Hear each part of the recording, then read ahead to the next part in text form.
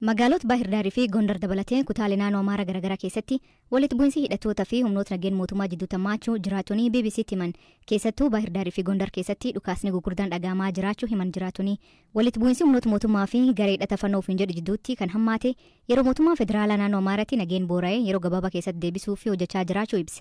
Qajeelfamni ajaja waliigalaa labsii yeroo muddamaa dhumtorbee dabree labsameen dura nageen garee saamtotaan boora'ee yeroo gabaabaa keessatti bakkaatti deebisuu fi tarkaanfii fudhachuu eegaluu ibsi. Walitti qabaan ajaja waliigalaa qajeelfama labsii yeroo muddamaa fi Daayirektaraan tajaajilti fi nageen odeeffannoo federaalaa obbo Tamasgen Xurunaa rakkoo naannoo Amaaraatti mudatu furuu fi naannichi koomaan poostii 4 jalaatti gurmeessuun hojii seera kabachiisuu eegaluu ibsan.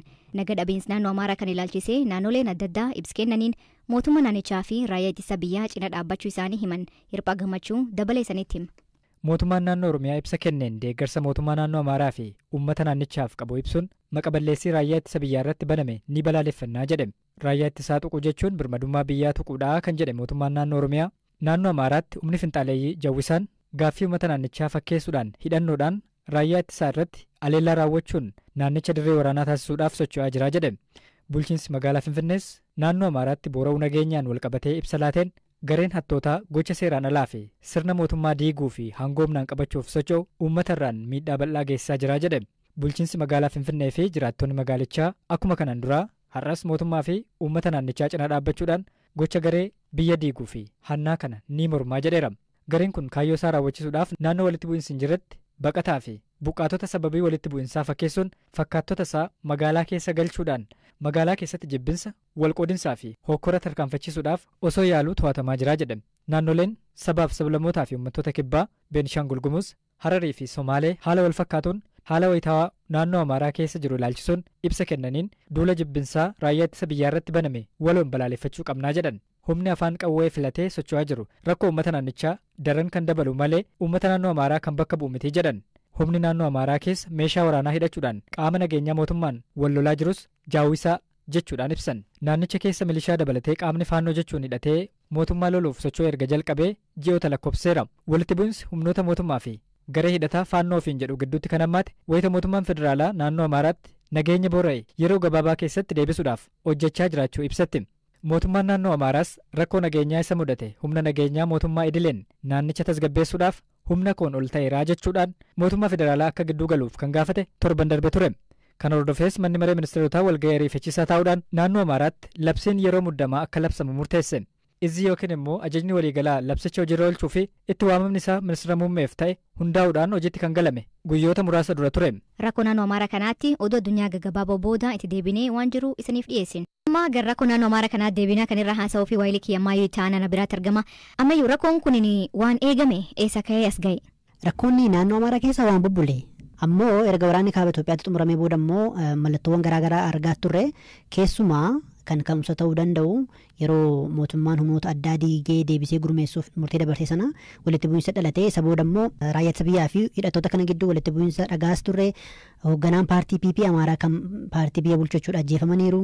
Qondaaltonni kan poolisii fi kaanis ajjeefamaa turanii magaalota garaagaraa irratti haleellaan dhaqabaatu ture. Raayyaan ittisa biyyaallee torban darbee akka mirkaneessatti raayyaadhuma biyyaa irrattuu haleellaan akka baname ibsameera. Isa dura mootummaan hidhattoota faannoo nan eeggachiisa jedhee ibsee ture hamma tokko milkaa'uu ibseera.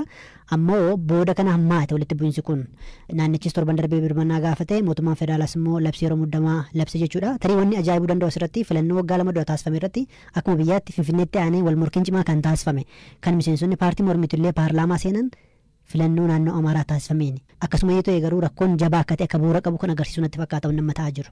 Waliigalteen Pretooriyaa naannoo Amaaraa kana muufachiisee jedhu namni garii rakkoo kanaa fi agam gumaache. Marii sana irratti mootummaa federaalaatu olaantummaan biyya bakka bu'ee hirmaate ammoo qondaaltonni naannoo Afaaris naannoo Amaaraas hirmaataniiru. Ammoo namoonni siyaasaa kanuma saba Amaaraaf akka qabsaan ibsanii keessuma kan ala jiran kan biyya keessa illee jiranii uummanni Amaaraa bakka hin buunedhaan immoo yaada dhiyeessaas turan. Kanaaf rakkoo kanaaf ijoo inni kaasnu dhimma waliigalteeti jennee kaasuu dandeenya. Garuu isa qofaa miti sababoonni kaanis jiru isaa wal qabatee keessumaa dhimma lixa Tigraayin kan naannoon Tigraay kiyya jedhu kan humnoonni Amaaraa immoo erga waraanni kaaba Itoophiyaa galee booda dhaqanii to'atan mootummaan akka isaaniif kennuuf fedhu mootummaan immoo seera hordofeen kenneedha. Innis immoo wal dhibdee uumeera. Booda kan immoo dhimmi humna addaa immoo dhimma ifatti walitti galagaluu yookiin immoo dhukaasa walitti banuuf sababa ta'eera. egaa kana dura raayyaa ittisa biyyaa gargaaraa turan hidhattoonni faannoo egasii booda gaamma walitti galagaluun isaanii. Kanaan ala gaaffiin iftaa'e kan isaan laf kaa'an maani? Gaaffiin kun bareeda garuu deebii sirrii argachuu nama dhibuu danda'a yaada maaliif wanni qixaa'ee taa'e argachuu nama dhibaa akkasuma iyyuu ta'e garuu yeroo garaagaraatti wanni ibsamaa turan kan hidhattoonni illee ibsan maali uummanni amaaraa balaaf saaxilameera meeshaa hiikkachiisanii gurmeessuun jedhan kuni keessumaa Tigraayii haleellaa nutti banamuu danda'a yeroo waraana kaaba Itoophiyaa naannolee miidhaman keessaa tokko naannoo Amaaraadha amma utuu kanaan jiru rakkoo gugumaa dhalate yoo meeshaa hiikkannee deebisnee balaan yookiin hidhattoonni Tigraay lola nutti banuu jedhanii yaada kaasu mootummaan biyyatti bulchummaa akka saba tokkoon dhuunfatametti himannaa akkasii dhiyeessu raayyaa dhumatti isaayyuu dabalatee himannaa akkasii dhiyeessu kabira kan dagatuun qabne immoo PP'dhuma paartiidhuma biyya bulchuu keessattuu kan naannoo Amaaraaf kan Oromiyaa wal harkisuun ture innuu sababa tokko jennee kaasuu dandeenya. Gam mootummaatiin hoo mootummaan maal jedha? Mootummaan yeroo adda addaatti hidhattoonni faannoo badii raawwataa jiru nan hiikkachiisedhee ture walitti qabaan hooggansa waliigalaa labsii yeroo muddamaa obbo Tamasgeen Xurunaa ajajaa olaanaa dhaabbata Tika Itoophiyaati kana dura bulchaa naannoo Amaaraas turanii gorsaa nageenya ministeera muummees turanii isaan akka ibsanitti egaa hidhattoonni faannootiin jedhan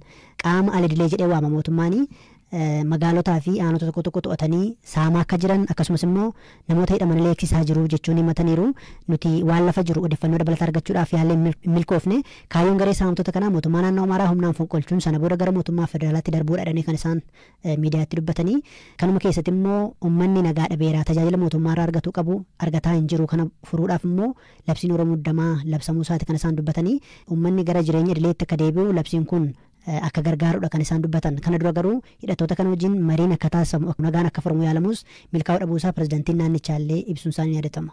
Ulfaadha.